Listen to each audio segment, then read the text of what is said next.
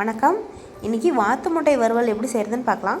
வாத்து முட்டை எப்பயுமே வேக வச்சு அப்படியே சாப்பிட்றத விட இந்த மாதிரி மைல்டான மசாலா போட்டு சாப்பிடும்போது சுவை ரொம்ப அருமையாக இருக்கும். இந்த வாத்து முட்டையில் நிறைய பயன்கள் இருக்குது. முக்கியமாக பார்த்தோம்னா omega-3 ஃபேட்டி ஆசிட்ஸ்லாம் இருக்குது. அப்புறம் சளி பிடிச்சிருக்க சமயத்துலலாம் வாத்து முட்டை சேர்த்துக்கிறது ரொம்ப நல்லது. அதுவும் இந்த மாதிரி சின்ன வெங்காயம் மிளகுத்தூள்லாம் சேர்த்து சாப்பிடும்போது இன்னுமே ரொம்ப நல்ல எஃபெக்டாக இருக்கும். இப்போ இந்த வாத்து முட்டை வறுவல் எப்படி செய்கிறதுன்னு பார்க்கலாம். முதல்ல வாத்து முட்டையை வேக வச்சு இந்த மாதிரி கட் பண்ணி அதை தோசைக்கல்ல ஒரு தடவை டோஸ்ட் பண்ணி எடுத்துக்கலாம் மிளகுத்தூள் போட்டு. ஏன்னா அந்த மஞ்சக்கருவும் வெள்ளைக்கருவும் தனித்தனியாக போகாமல் ஒட்டி வர்றதுக்காக தான்.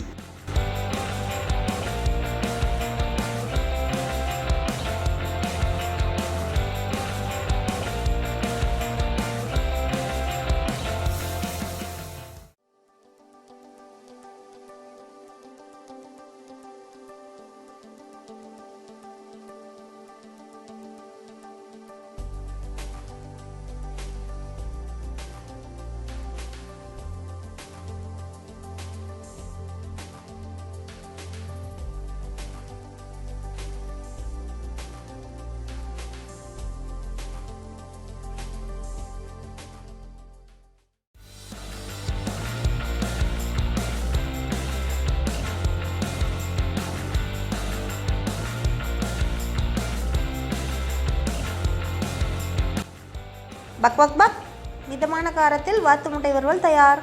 சாப்பிடலாம்.